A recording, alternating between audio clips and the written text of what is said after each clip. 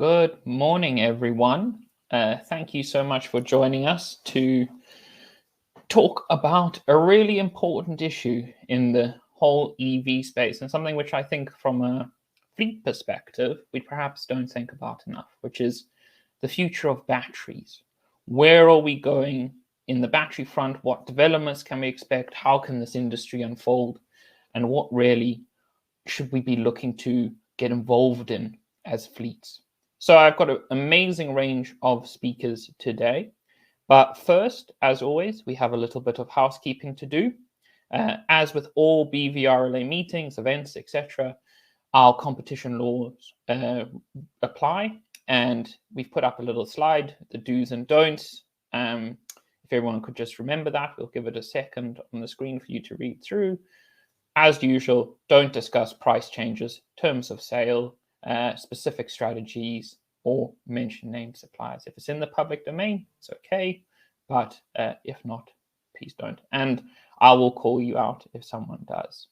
So with that out of the way, the other housekeeping, as always, is please jump in with your questions. We want this to be as involved as possible. You should be able to see a tab on the right-hand side of your screen, which will enable you to put those questions and comments in. We'll be running a poll, so please let us have your views.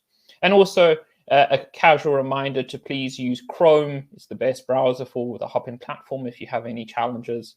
And as always, this will be published on the BVRLA website post-event, and you'll be able to watch the recording later. So that's the boring bit out of the way. Let's forge ahead to our first speaker.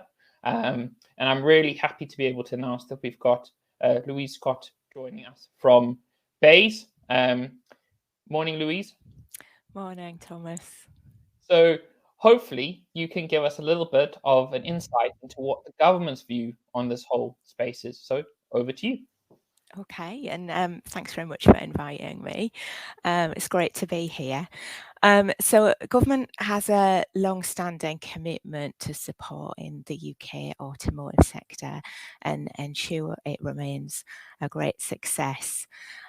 Government has also set out ambitious strategy to transition to a net zero future, and decarbonisation of transport will play a key role in that.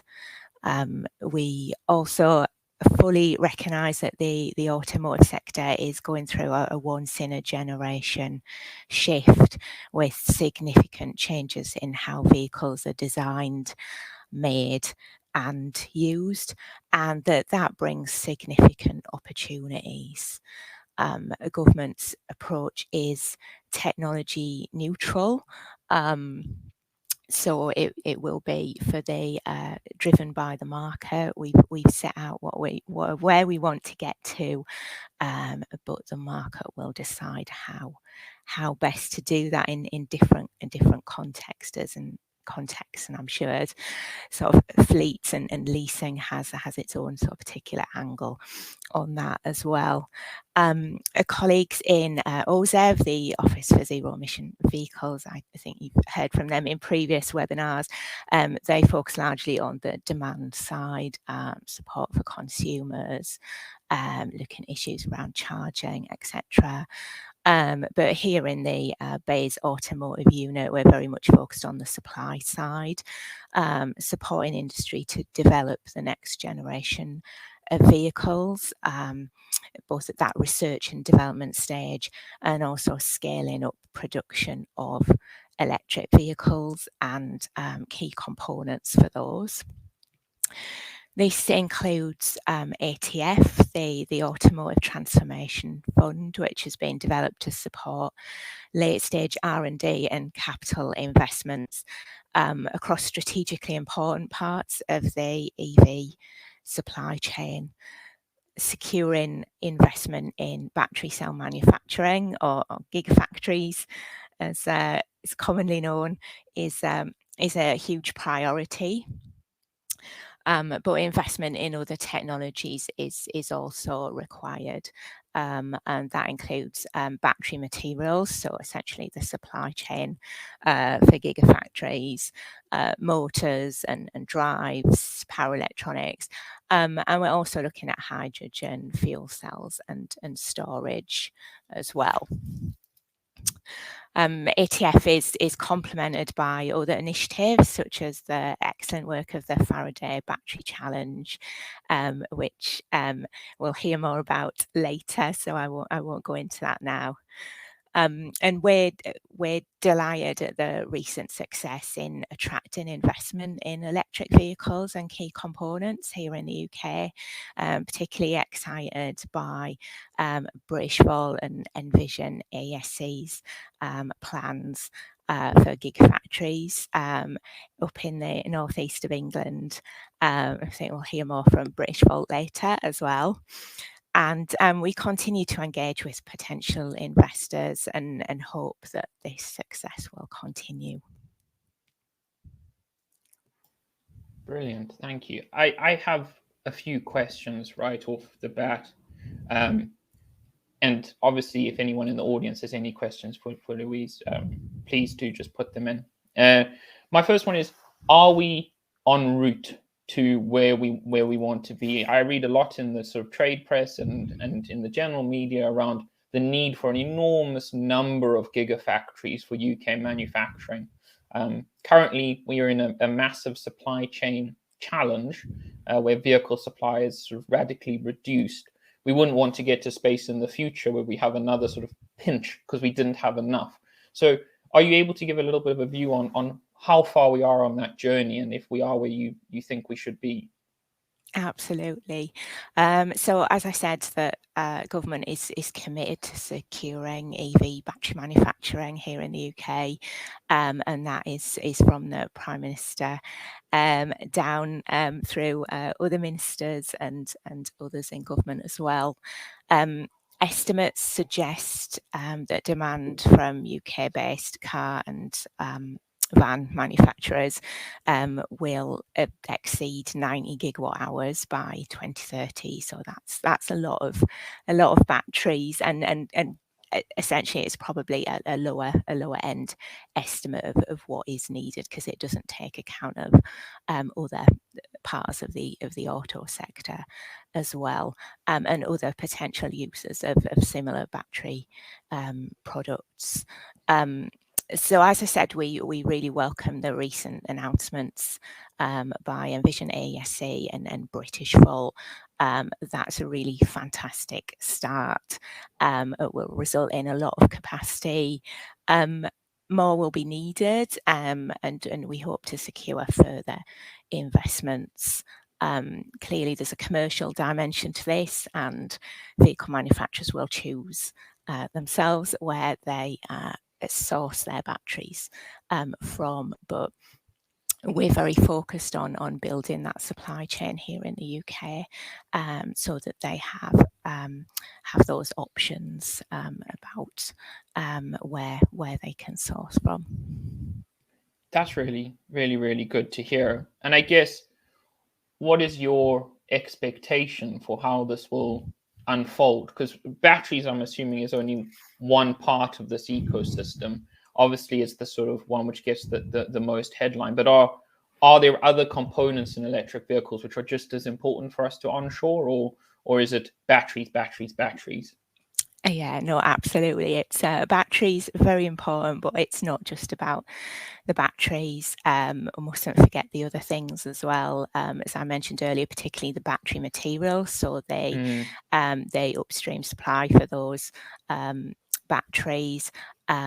At the moment, as with batteries, we're forecasting shortfalls of supply of a lot of those key components. So there's definitely a need for investment in increased capacity, and we are talking to key players and potential investors to get a better idea about their plans going forward. There's also motors, drives, power electronics, and as I mentioned as well, the hydrogen side of things. We expect hydrogen to play a significant role in the decarbonisation of transport. So through ATF, we're also looking at fuel cells and storage. That's fascinating. And as you say, you the supply side generally we speak to the demand side, and that's where our sort of members have the power. How do you see the interaction between the two? What should fleets in the UK be thinking about to try and help this process? We all want to see a smooth supply chain. We all want to see a strong UK industry. What thinking should fleets be having?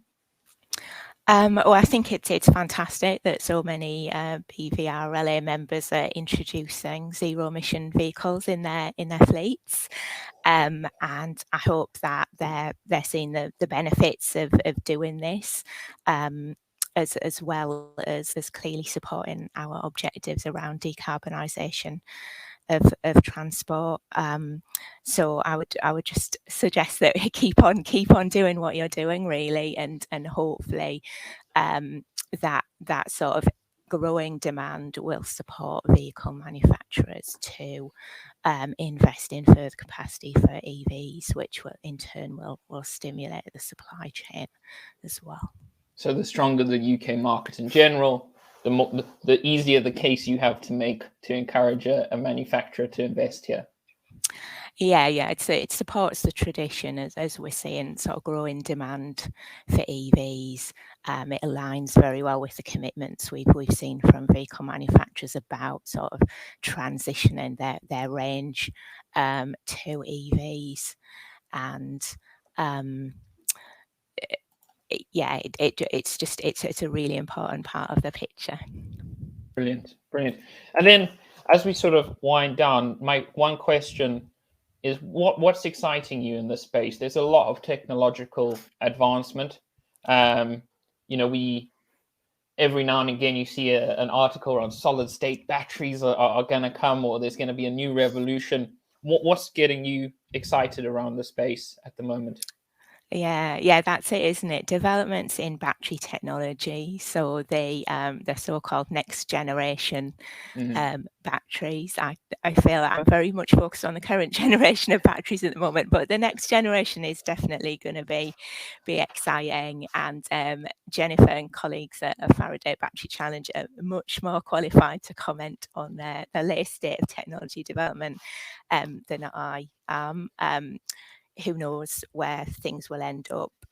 There'll be a lot of factors to consider around sort of technical feasibility, and also the sort of commercial aspects of how those sort of newer formulations develop. So yeah, it's definitely an interesting time. As you said, there's a lot being said about solid state batteries. So yeah, let's see how that develops over the coming years. Brilliant. Well, thank you so much, Louise, for joining us. And I wish you every luck with making sure we have as robust a supply chain as possible, feeding these vehicles in, and enjoy the rest of your day. If we get any questions from the members, we'll send them on to you post event. Thank you. Of course. Thank you. So now I have the pleasure of welcoming the already much mentioned Jennifer to the channel. Morning, Jennifer. How are you? Hi, Thomas. Good. How are you? I'm very good, thank you. So over to you to give us a little bit of an insight into the Faraday Battery Channel, and then I'll jump off. Thank you. Just see if I can work out how to share my slides. There we go. Okay, so good morning, everyone. Thanks for being here today, and thank you very much to the organisers for inviting me. My name's Jennifer Channell, and I'm the Innovation Lead for the UK Research and Innovation Faraday Battery Challenge.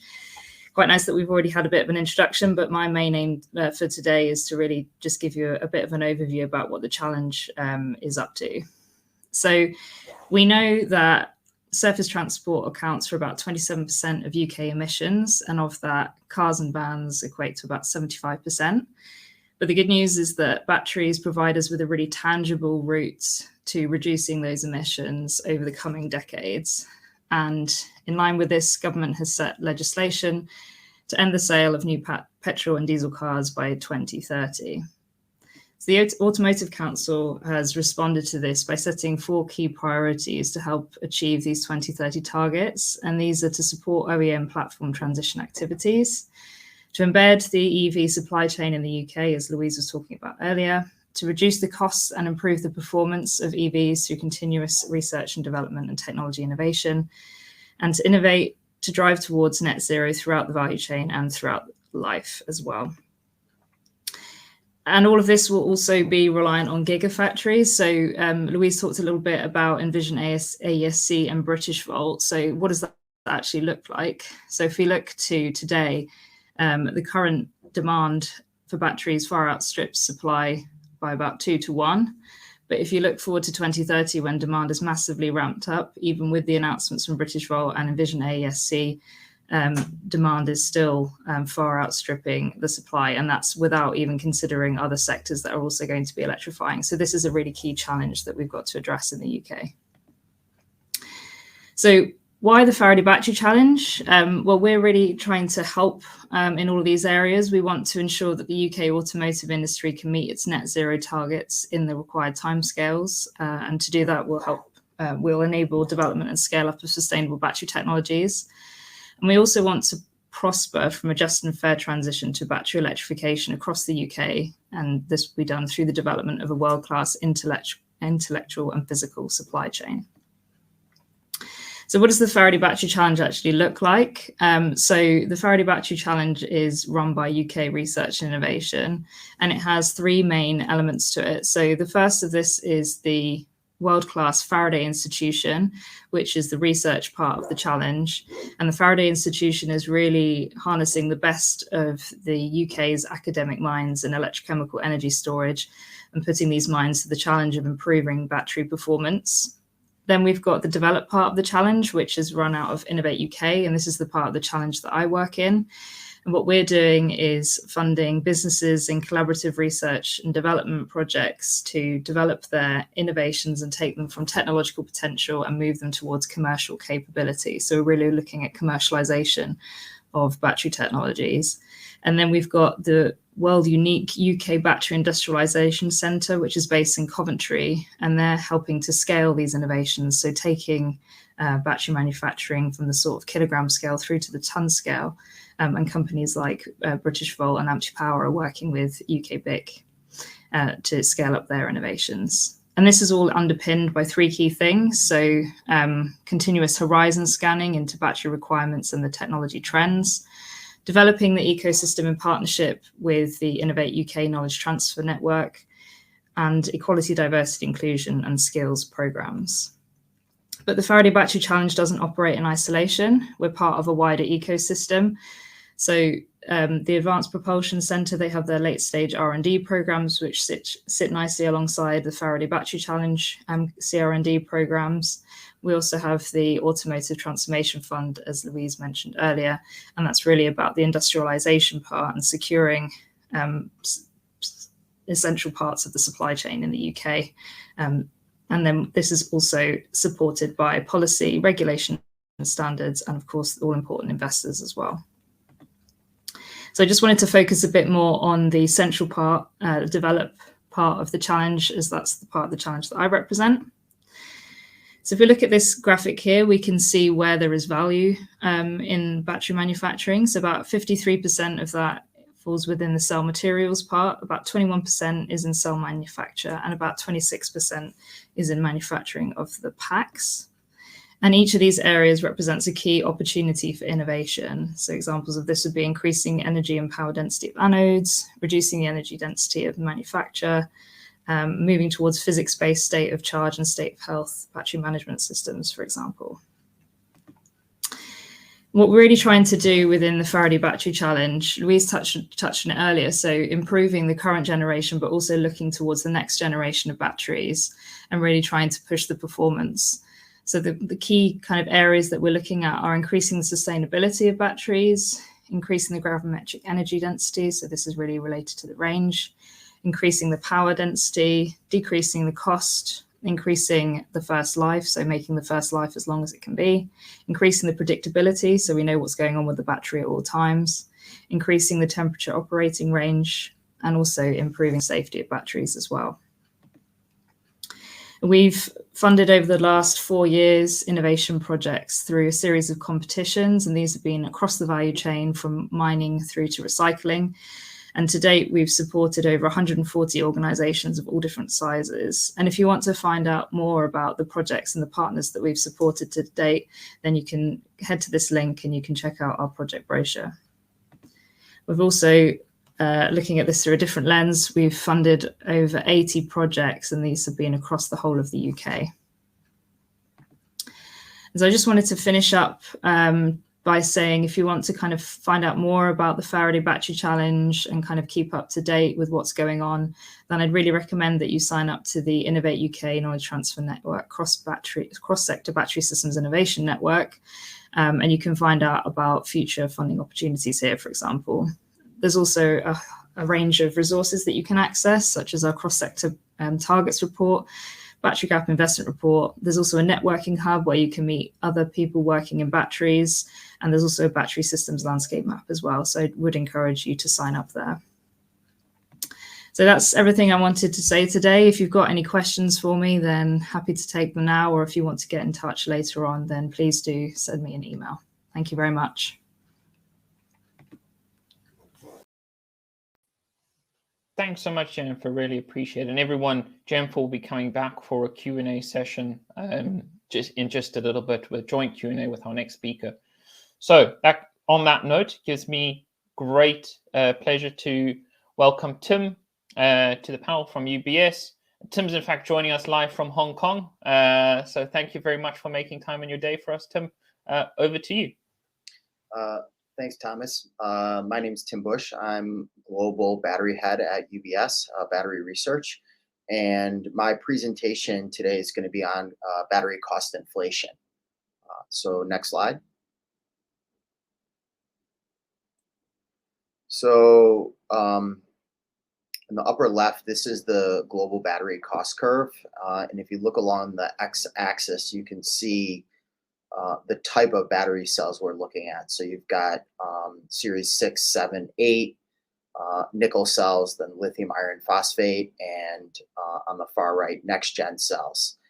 And if you look above the bars, you can see our cost estimates. So effectively, if we take into account current metals prices, so that's lithium, nickel, and cobalt, we believe that battery cell cost is effectively 29 to 33% higher than it was exactly 1 year ago.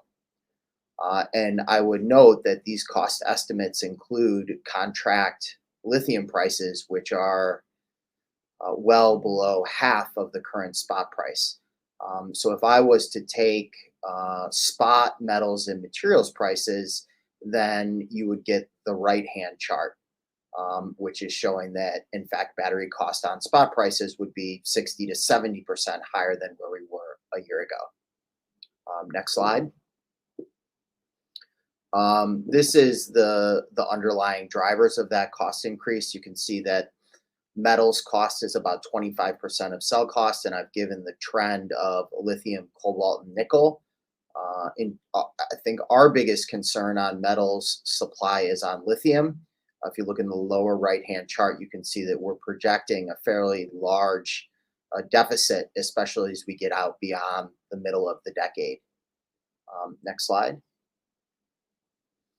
So then there are the other materials, and that's about another roughly equivalent amount of cost as the metals, so 27% of total cell cost. And this is showing the price trends of these materials. Now, the cathode, which is where the nickel, cobalt, and lithium are coming into the cell, has moved up as we would expect, basically along the lines of the underlying metals. The anode price, which is synthetic graphite, that's the price increase for this trend. But I think the area where the cost increase has been the greatest is for electrolyte. So effectively, a year ago, we were looking at electrolyte costs of $5 a kilowatt hour. And now, in the case of nickel batteries, that's risen almost 4x. So actually, materials costs are another source of cost inflation that a lot of market participants have overlooked. Next slide. So on this slide, I've given the battery cell price trends in China. And what we can see is that the cell prices, so here on the right-hand side, you have the lithium iron phosphate price in China, and then the nickel cell cost in China. That's an average cost of nickel cells. And if you kind of think back to the metals and materials price trend charts I've shown you, you can kind of see that basically cell prices are lagging the materials price increases. Now, I guess the obvious question is, what does this mean for the battery maker? We're actually fortunate to just have first quarter results of a lot of the Korean battery makers. And so far, we've seen evidence that they're passing along these metals costs to the automaker. And in fact, in a lot of cases, that's contractual. Nickel, lithium, and cobalt have contractual metals pass through pricing to the automakers, and that's pretty consistent contract structure for all of the Korean battery makers to the European and US automakers. So if we look at the first quarter results, we're actually still seeing stable profitability despite these rising materials costs that I've just walked you through. Next slide. I guess this is just a more granular look at the bill of materials for nickel cells versus the iron cells. Really what I'm showing here is the exact metals loadings that you have in these cells and how much each material accounts for as a percent of total cell cost. Next slide. And then this just gives you a visual snapshot of our estimate of the cost split by cell type. So you've got the 7 series cell in the upper left. That's the battery cell that's going into the VW ID. You have the 8 series cell in the right. And then in the lower left, that's next generation cells. So these are cells where we start fringing the cobalt out. So cobalt below 10% and then nickel converging to at least above 85%. And then these iron battery cells, or LFP, which are seeing resurgence in the China market. Next slide. This just kind of visually shows you where we were a year ago and where we are today, and then how much each individual component contributed to that cost increase, separated by cathode, anode separator, electrolyte, and the collector foils. Next slide. So I guess I think the most relevant, the question that we get is, okay, if the battery cell maker are passing on the cost to the automaker, well, what does this mean for the automaker? So effectively on spot prices, we think that what I'm showing here is a VW ID3 cost breakdown. So right now the battery cells are costing about $8,000 and close to another $2,000 for the battery modules, pack, management system, cooling system. As compared to a year ago, we think that the automakers need to raise their price 5% to offset the battery cell cost increase. And if we were to go to spot metals prices, then the automakers would need to raise price by 10%. Next slide.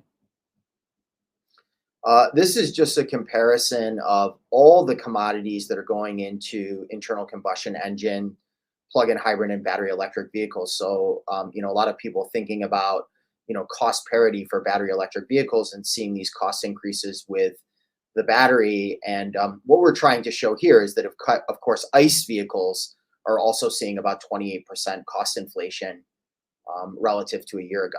So yes, the costs are increasing more for battery electric vehicles, but the ICE vehicles aren't standing still. Next slide. And we actually have a fairly strong view that these lithium iron phosphate batteries will largely remain in the China market. So the upper left shows our expectation of global share for the lithium iron phosphate batteries, China versus ex-China. And I think the main reason that we think that these iron batteries phase out is on energy density. So if you look at the lower right, you can see the energy density comparison at the system level for iron versus nickel battery today. So only a 17% energy density difference. But if you look at 2025, that difference will widen to 60%.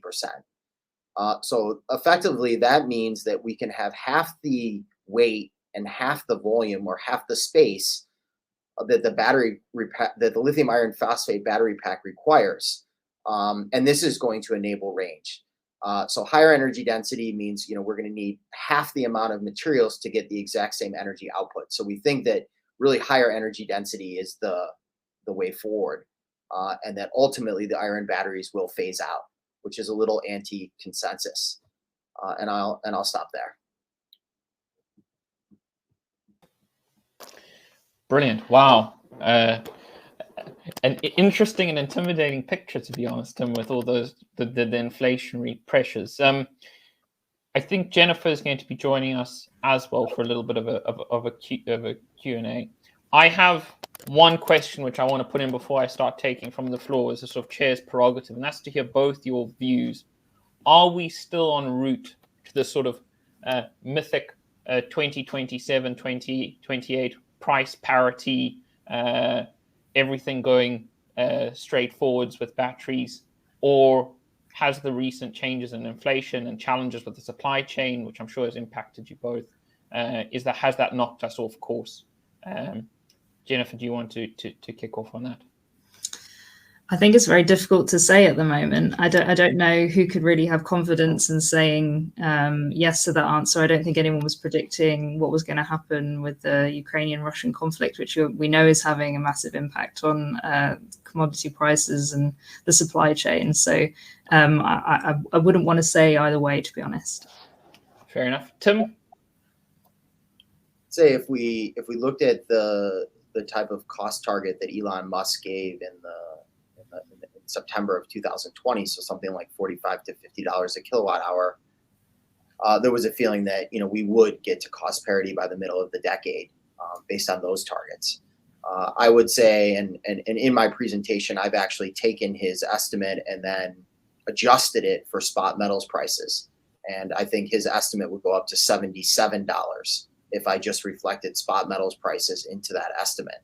So I certainly think that cost parity is pushed likely beyond mid-decade, and we have a view of lithium supply deficit. So certainly there's going to be continuing issues with lithium. We're less concerned on nickel and cobalt, but I would say it's pushed out based on the cost inflation that we're seeing. Very interesting. So we've got a couple of questions coming in from the floor. So I don't know if you could put that up on screen for us, please. The first one is around increasing energy density should reduce size and material resources requires. Do you see advances in the short term that will help or negatively impact the recycling ability of batteries? I think that's one which probably both of you can talk to. I don't know who would like to start. I don't mind having a go to start with.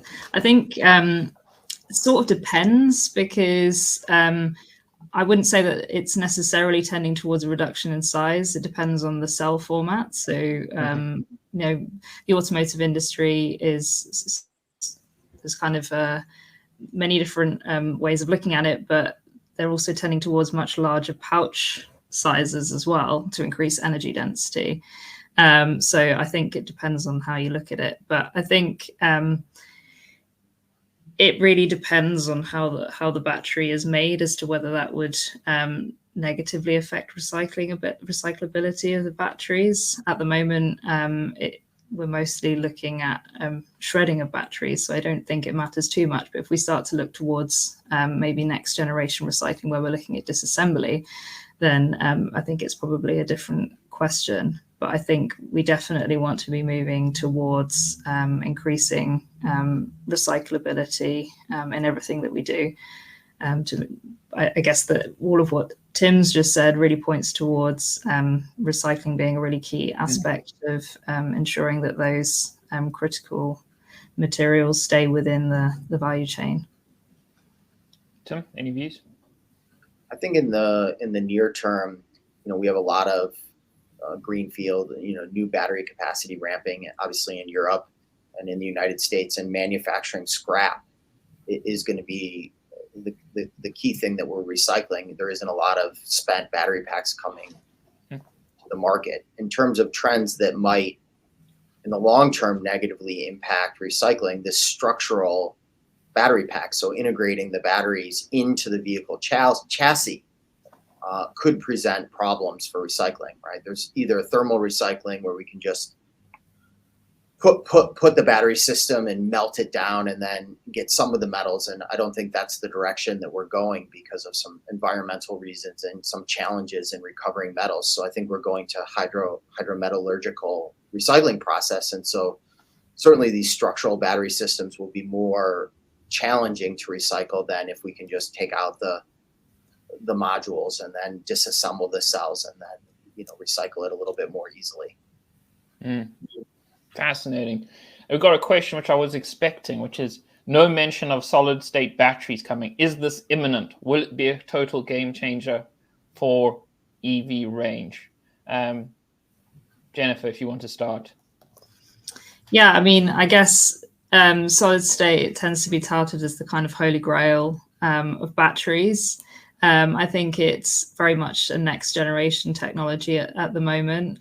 There's still a lot of innovation that's required to make these batteries perform as we're expecting them to, but also to make them commercially viable. So I think they will be a game changer. I think they'll also enable other markets beyond automotive as well. But I think there may be a second or even a third gen technology. So a bit further out into the future. Tim? Yeah, I agree. Solid state is the end game. Effectively replacing a flammable liquid electrolyte with a solid. Also replacing the graphite anode that we use today with either lithium metal or silicon. I think the issue with solid state is a materials cost and manufacturing cost problem, as well as still some unresolved technology issues. So, who is going to make this solid state electrolyte, which actually there's a few flavors of it, and then the replacing of the graphite with the other material that has to scale, and then the manufacturability of these materials. Personally, I think that the incumbents all have their own solid state path roadmaps, and most likely we just see the incumbents gradually shift to solid state as opposed to a disruption scenario with a new entrant. Do you have a date on that, Tim? Can I push you? Is there a time scale that you think that might happen, that transition? I mean, I think you can see, like Honda or Nissan and these companies are talking around, 25, 28. I certainly think that we see some, solid state by the end of the decade, but my view would be, 3 to 5% share by 2030 in a best case scenario. Yeah, fascinating. And then I guess my last question, just in the interest of time, is there's a lot of change happening here, both from the technology side, for the driving to happen, and Tim from the cost inflation. What do you think the planning side is that we need to do? What should people be thinking about to try and prepare for these changes, and sort of what advice would you give? We'll go with the established order. Jennifer, you first. When you say people, who do you mean? Are you talking about businesses or businesses in the space? People investing in electric vehicles, investing in the infrastructure. It seems like a place where there's a lot of flux. Yeah, I think actually one of the biggest challenges that companies are facing and that they're going to need to address quite severely is the skills gap. So making sure that we've got the right skilled people to actually deliver this change, I think, is a really huge challenge. All the companies that we speak to, one of the first things that they say is it's really difficult to get the right people in place to be able to deliver the battery electric vehicle transition. So I think that's something that's really, really critical to be able to deliver this. Brilliant. Tim? I think that we see a lot of capacity expansion announcements, whether it's, for battery cells, with new entrants, or for various battery materials.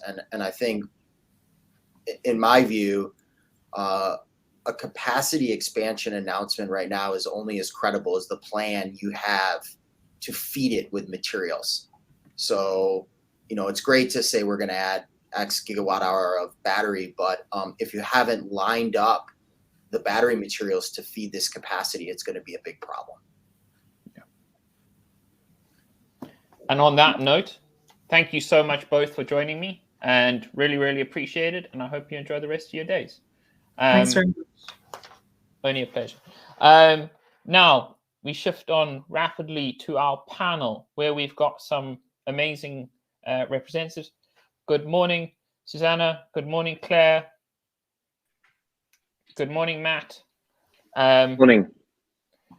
Good morning, Isabel. Good morning. Morning. You okay?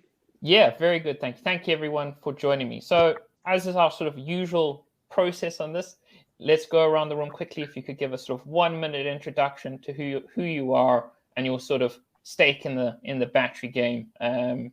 Susanna. Morning, thank you. So I'm Susanna Hinson. I'm from the Green Finance Institute, which, for those of you who haven't encountered us before, was established by the government and the City of London Corporation almost 3 years ago now, out of the back of the Green Finance Strategy to provide a forum for public-private cooperation on green finance and mobilising finance for net zero. Coming up on a year ago now, the Institute launched the Coalition for the Decarbonisation of Road Transport, or CDRT for short. And like all of the Institute's coalitions, we've been bringing stakeholders together from across the sector, looking at how to mobilise finance by assessing both the barriers to financial flows and what solutions could overcome those. We've previously applied this methodology to consumer purchase and leasing and to charging infrastructure in a report we published last year. And we'll shortly be publishing a new report on the barriers and solutions to financing the battery supply chain in the UK. So the conversation today is very timely. Thank you so much. Claire. Thank you, Thomas. Hi, I'm Claire Miller. I'm from Octopus Electric Vehicles. I'm the Director of Technology and Innovation. I have an interest in this as the leader of Powerloop, which was our BEIS part-funded vehicle-to-grid domestic customer trial. So I've been involved in that for coming up for 3.5 years now, and really interested in that intersection between mobility and energy, and actually thinking about how we get customers excited about what the battery can do. And actually then from a car perspective, as part of Octopus Electric Vehicles, we're a car leasing firm, and very interested to understand battery technologies, their life scale, and also the value that the battery will bring to the vehicle and how we start to quantify that. So that's my interest in this today. Thank you so much. Matt. Hi, I'm Matt Cleveley from Cleveley EV. We're the first independent repairer of electric vehicles within the UK. We started 4 years ago to sit alongside my family's 3-generation, 60-year-old car repair business. I have been a passionate EV user for the last 5 years and realised that there was not commercial gap in the market, but in order to support adoption, I created Cleveley EV to be able to repair, maintain electric vehicles as a whole. I got myself fully qualified 5 years or so ago, and now we look after maybe 30% of our day-to-day is pure EV through the workshop. So we see cars from all over the country as well. We're repairing batteries, we're doing cell replacements, we've done battery swaps and things as well. And we're always trying to push the aftermarket. So I sit on a committee that drives the independent aftermarket, the IGA for the RMI, and I'm just trying to shape the aftermarket to prepare themselves for the electric revolution that we're already seeing here at Cleveley EV. Thanks, Matt. Isabel? So good morning, I'm Isabel Sheldon. I'm the Chief Strategy Officer for British Volt. I've been involved in the EV battery industry for just a little over 20 years now. So one of the early people into the industry when everybody thought I was crazy and it would never take off. But here we are today looking at this massive increase. And British Volt is really established to solve some of the challenges that your previous speakers were talking about. So providing significant capacity into the UK and the the European and North American markets, but also addressing some of the ESG challenges in the supply chain. So it's not all just about securing materials. And I do agree with Tim and his point that unless you've got a material supply chain to support your battery factory, don't bother building it. But there's a significant amount of embedded carbon content in the existing supply chain because that happened over time. So rather than being planned. So we're setting up 38 gigawatt hours here in the UK to serve the European markets, but also 45 gigawatt hours in Canada. And that's really to serve the local geographical markets with locally produced, developed and manufactured cells. So it's really, really important for us to have a European and North American generated IP-based manufacturing capability for cells, so not quite so dependent on the Far East, but also looking at those supply chains and how most of them are actually based in China at the moment. So even though you dig the materials out of the ground in places like Australia and South America, you generally have to send those materials off to China to get them processed. And we're looking to disrupt that and bring that material supply chain over here to Europe. And certainly we've been working very closely with our supply chain partners for almost since we started the company 2 years ago on making sure that we get those materials secured up front. And you would have seen some recent press over the last couple of months about us achieving that. We'll be opening our facility in 2024 and we'll be up to full capacity around 2027. That's in the UK. And then about 12 months behind, we'll be scaling up the Canadian facility on a similar kind of timescale. And also addressing some of those future technology questions like solid state, which was a major part of some of the discussions earlier on.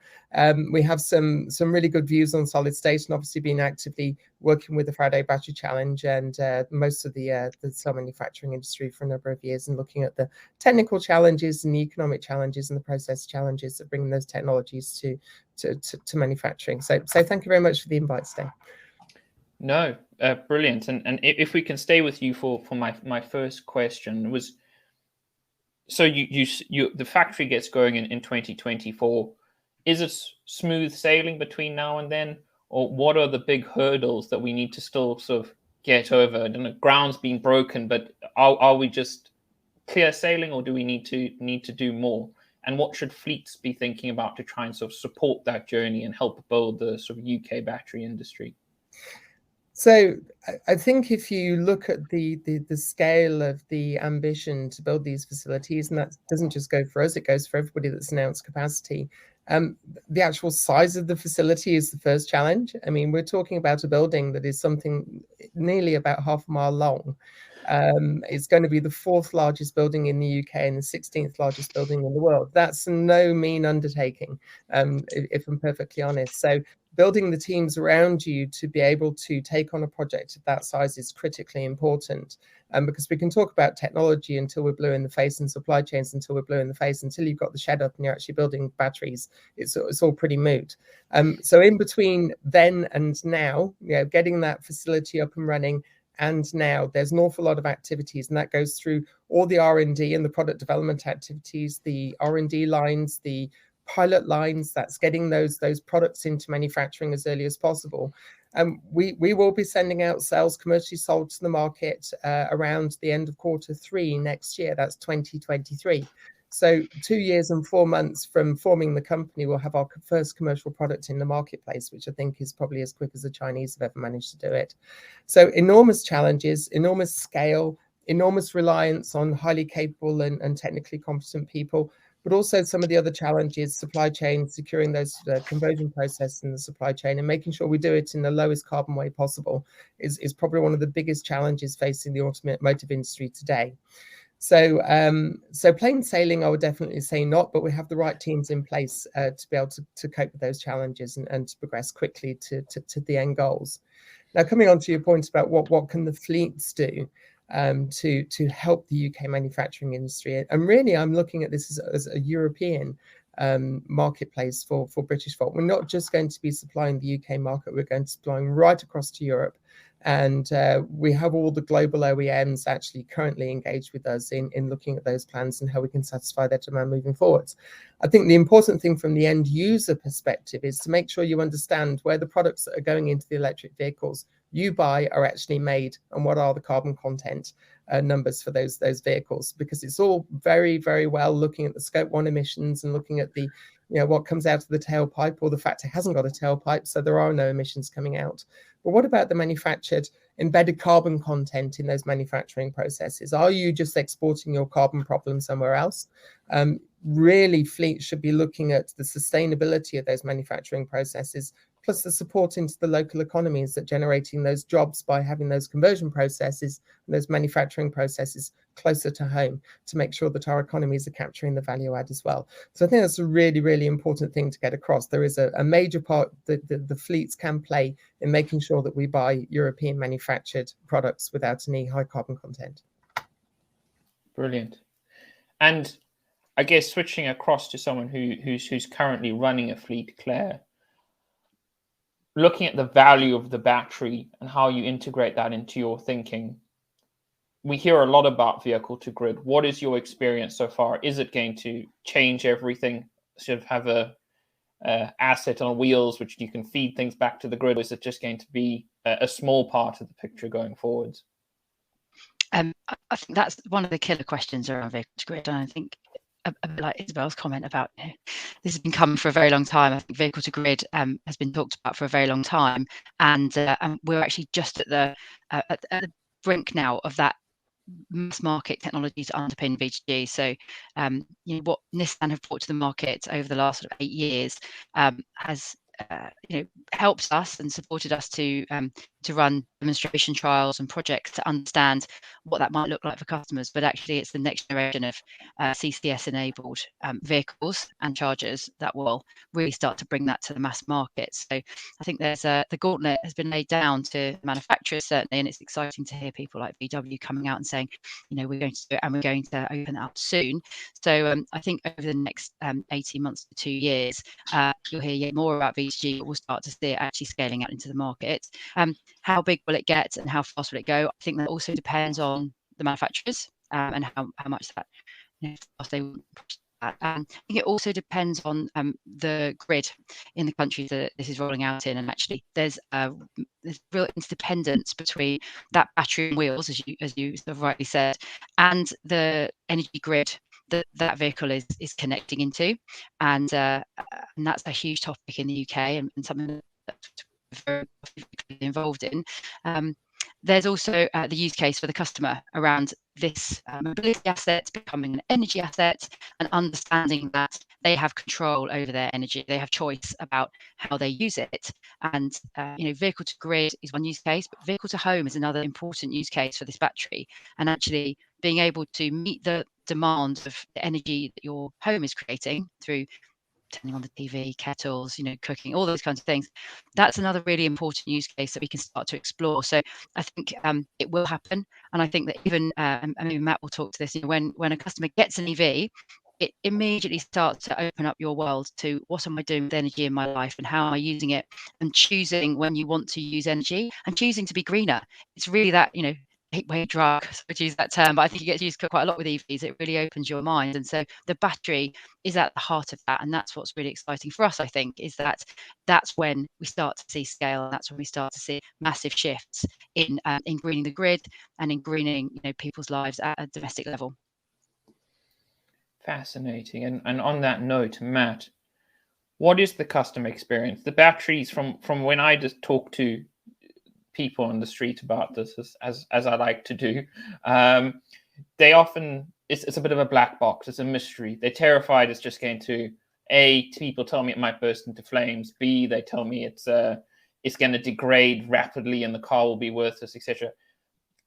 How, as someone who interacts with people who own these vehicles, who sells these vehicles and tries to maintain them, what is the sort of customer experience that you've come across, and can you support that journey? So it is exactly the things that you've mentioned, the biggest myths and the first questions on anyone's lips when they're thinking of converting over to EV. And any of us on this panel are probably watching aren't strangers to this. It is, when's the battery going to die? How much is it going to cost to replace when it does? And that was an important question that I wanted to be able to answer in real life terms and with real experience, and why I sort of jumped into this both-footed, if you like, so that I could give people real-world experience. But and the answer is that batteries are being far more reliable than anyone expected them to. Even Nissan, well, 6 months or so ago, said that they originally put a 10-year lifespan on a battery. They're now doubling that and expecting it to last longer, depending on how well they're looked after. So when we get people in for sales educational talks or just wanting to dip their toe into the water of EV. We spend a lot of time with them educating on how best to charge, how not to charge, what will maintain the battery health, and ultimately it's down to heat. Heat is the enemy of any lithium-ion battery pack, whether that's in your phone, your laptop, or your car. So there needs to be a bigger educational piece on how you can maintain these bits of technology to keep them, or to stop them from degrading, or to slow down the degradation in order to increase the lifespan of them. But it is a concern, but one that we're seeing we can bat off fairly quickly with 5 years or more of EV ownership and knowledge about the batteries that we have, and the ones that we have seen cell damage in. We've been able to replace individual cells, so to keep costs low. Currently, we're having to source them through either breaking packs open and source individual cells. It's usually the best way.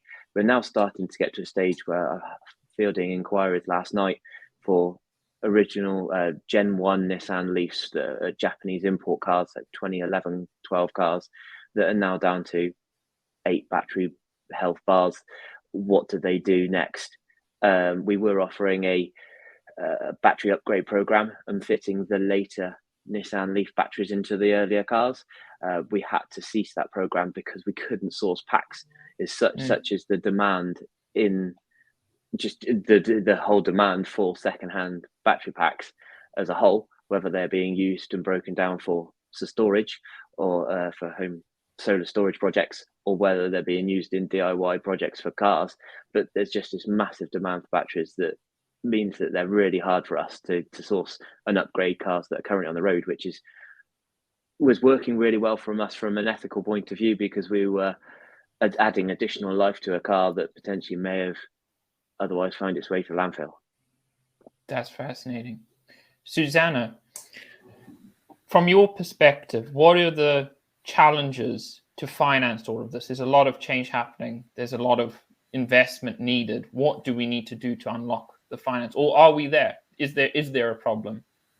No, I think there is still a problem. There's still barriers to those financial flows being where they need to be, and that's because of the scale of the challenge here. We know in the UK, for the UK battery industry, there's a lot of potential. We have a lot of the core ingredients for a battery industry here. We have the automakers who need the batteries. We have excellent innovation. We've already heard from Faraday Battery Challenge about the Advanced Propulsion Centre.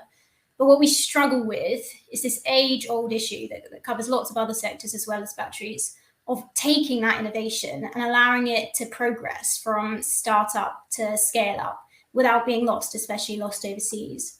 And this is where the finance is key. There is already some support. We've got the Automotive Transformation Fund, which Louise mentioned earlier. But as I mentioned, the scale of the challenge is so big that we need to crowd private finance in.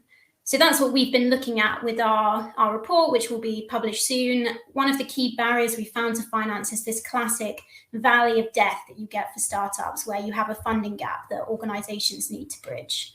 We've looked at several solutions to bridge this. We think there's a role for de-risking products, one example of which is using guarantees.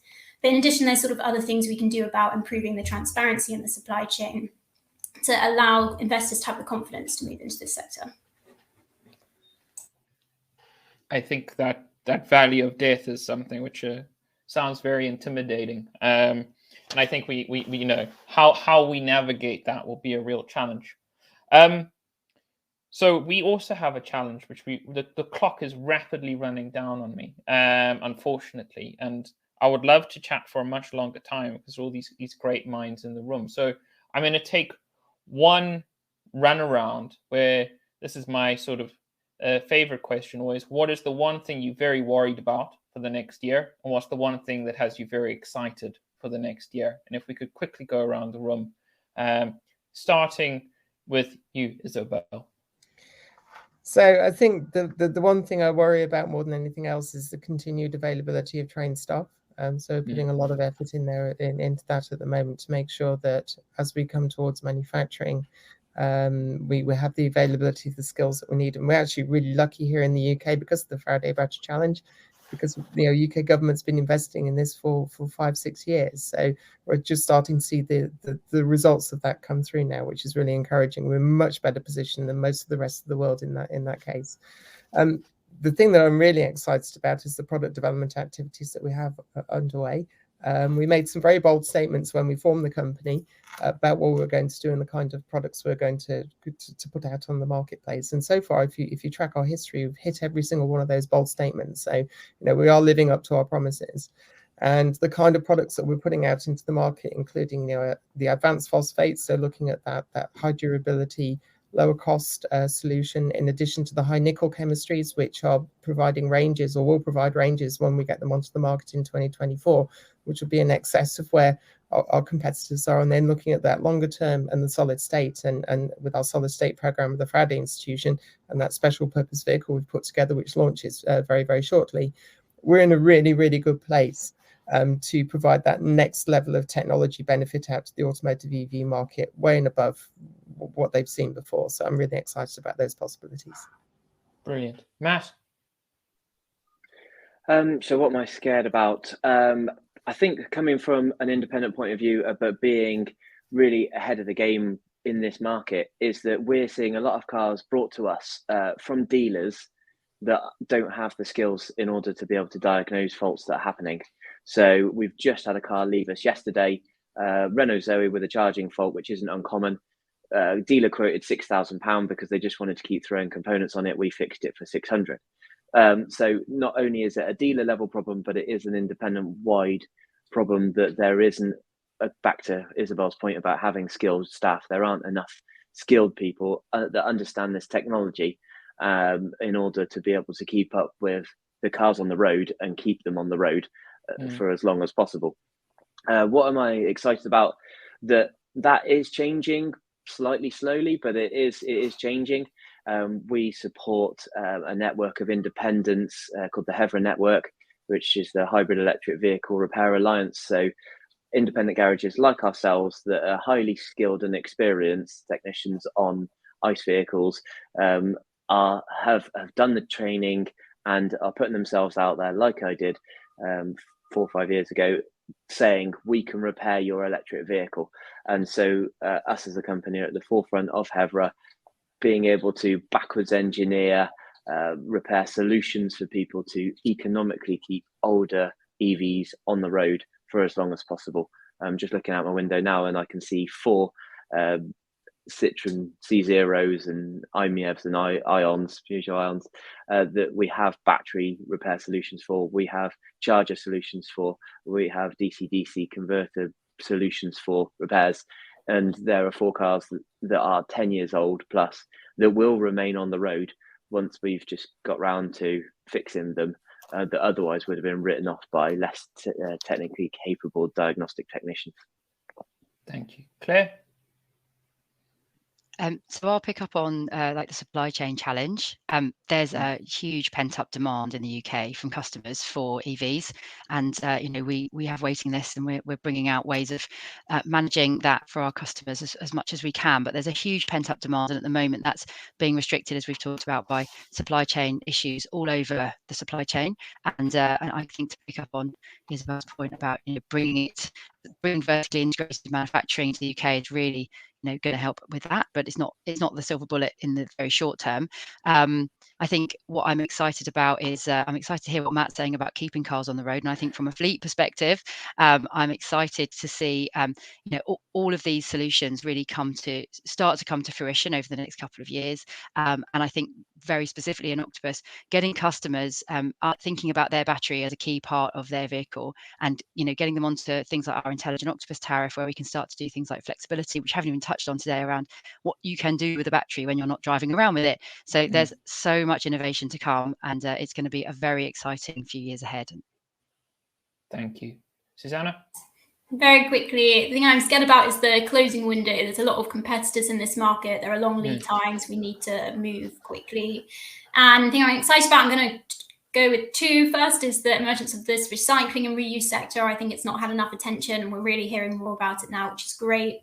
But the second one is the enthusiasm. When we speak to investors, I think a lot of them have been in listening mode before, and now they're keen to move and really push the sector forward going forward this year. Brilliant. Thank you, everyone. I'm so sorry we've run slightly over. And to our audience, thank you so much for joining us this morning. I I hope you'll be joining us in person on the 7th of July. We are getting out in London, and it's going to be a great event. Please join. Limited tickets available. And on that note, thank you very much, everyone. Please enjoy the rest of your day and stay safe.